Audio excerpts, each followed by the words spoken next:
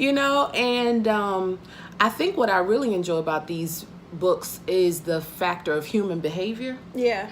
Okay. And human decisions. Okay. From somebody who has a background from the suburbs, it's easy to look at people from the city and say, "Oh, why can't they just get a job? Why can't they just, this, that, and the third?" It's really easy to judge people, but these books, although I understand that they have a entertainment quality, a lot of it is not far from the truth. Mm-hmm. And so, I've learned, although I may not always agree with a decision or what people do, Mm-hmm. I understand the perspective. Okay. And so that keeps me open. So I choose to learn, in a sense, from these books that helps me as an individual and helps my character be more open to...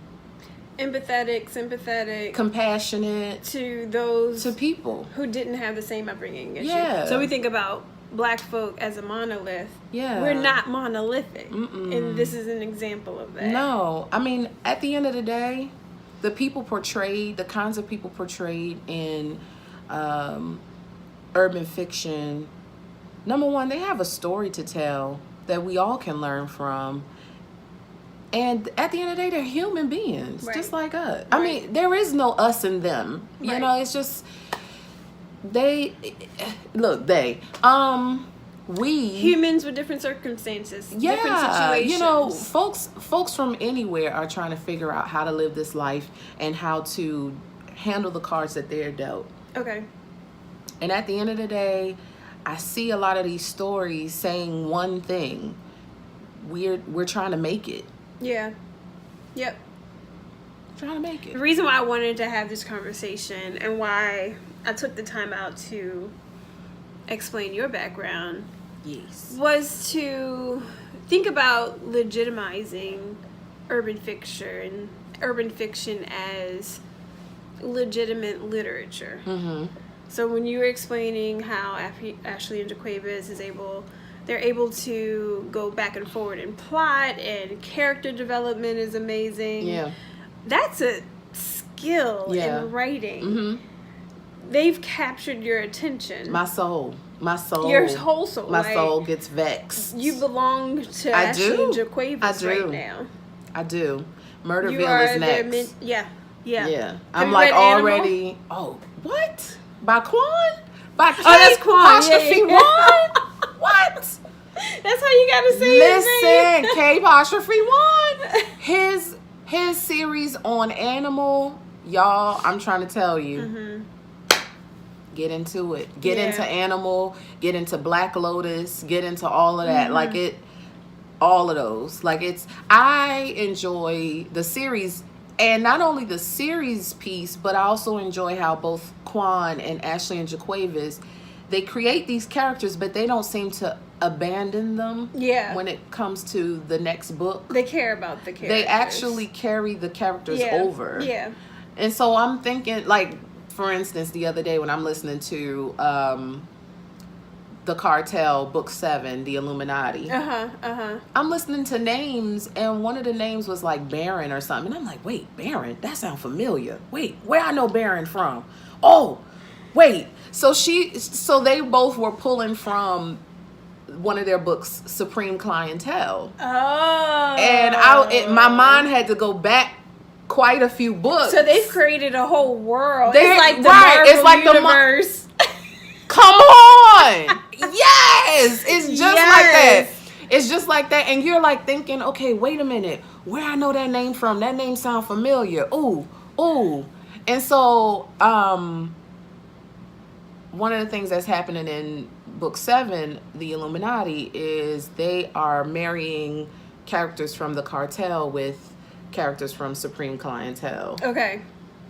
Because they've created all of these drug lords throughout their books. So...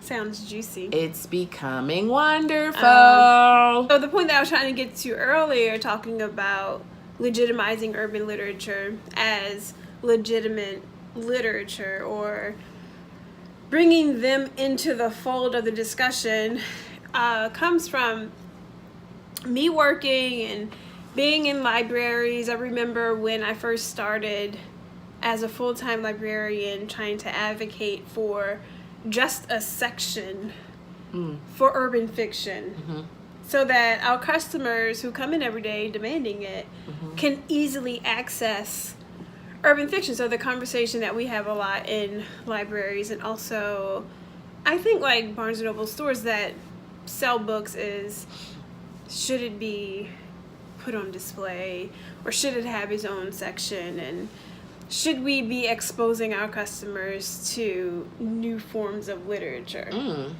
which I think is elitist and obnoxious. Yeah.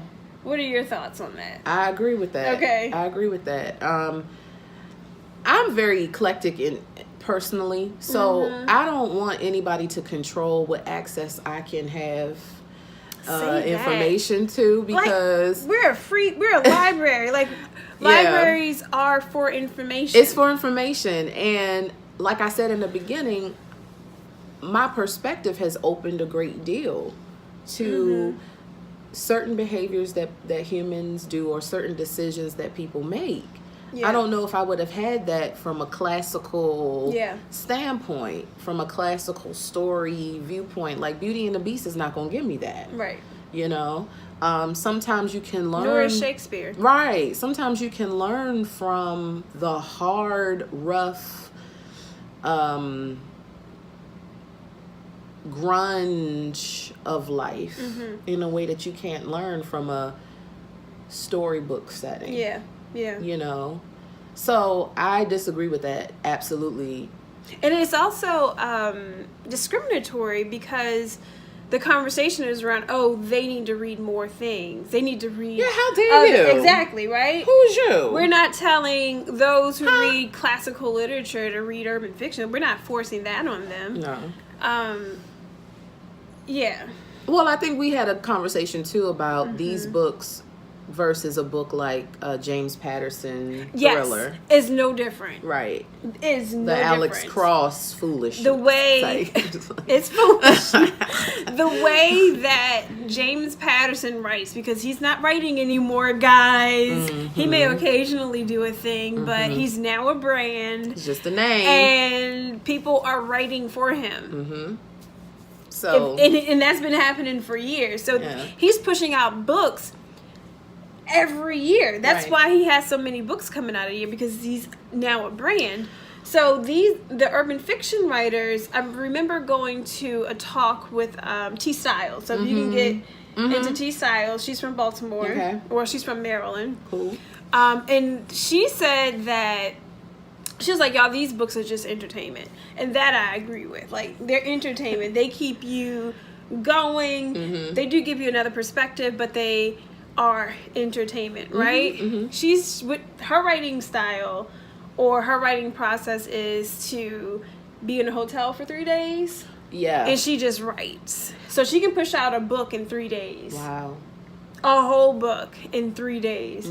So, though that's happening, it's no different from what's happening with James Patterson when it's like factory books just coming out. And we don't have those conversations about, James Patterson readers need to be exposed to other reading.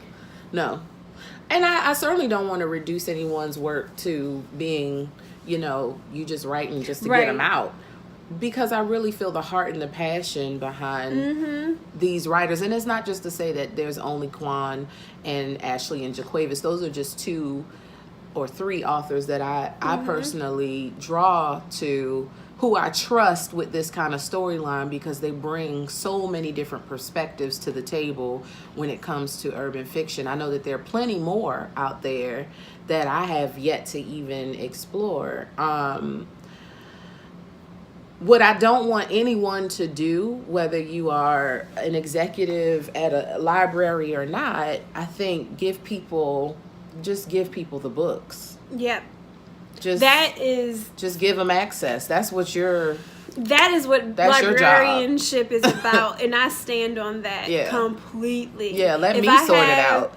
And now that I'm a manager, I had the power to say, we're having an urban fiction section, and no one questioned me. Yeah. And so, and it's an indirect response of what our customers are demanding. Well, as diverse as people are, that's customer service. You have to have diverse stories in a library. You have to. You know, not everybody comes from the suburban, educated background, and neither is that to say that it's that is the end all be all. That's the goal. I mean, I think what stories allow us to do is, first of all, escape. Yeah. And understand. I choose to learn from stories. I just think that there's a nugget of wisdom in every story. There. Yeah. I choose to do that. A lot of people choose to just listen to a book or read a book and just leave it alone. I choose to learn from a story somehow, some way, because I don't know, I'm just that kind of person. That why am I listening? Why am I taking the time to listen to something and I'm not getting anything out of it? Yeah. There are people who are just like, I don't want to get nothing out of it. I just want the entertainment value, and that's fine. But I think when it comes to people with power at, say, a library or any kind of any place where information is being released, your job is to give access and allow people to explore that information however they want to explore it. Our library should be as diverse as we are. Yep. It should definitely be as diverse as we are. It needs to Every voice should be represented. You know, eventually, hopefully, the streets will let me go. Well, I mean, you can stay on the streets if you want to. I do be wanting to go back to the streets sometimes. But I'm saying, like, I can be on a binge. I'm a Virgo, so I'm very loyal. Okay. When I grab onto something, I don't let it go. Yeah. That's how we are. Okay. So hopefully one of these days this binge is gonna let me go and I can roll over to some other stuff. I'm pretty eclectic, like I said, so I like a variety of things. Right now it's just, what can I say? Yeah. It's the drugs, the sex, and the alcohol, and the sins, and the treachery, and the revenge. It's all of that. All of that I want right now. Mm-hmm. I get it. Yes. Thank you, sis. That was pretty dope. Thank you guys for tuning in to my channel. Thank you, sis, for being here. Great conversation. Thank you for having me. Yes, Lord. Y'all may see her again on the channel, though. Y'all gonna see her again on the channel, though. All right, catch you guys in my next video. Bye.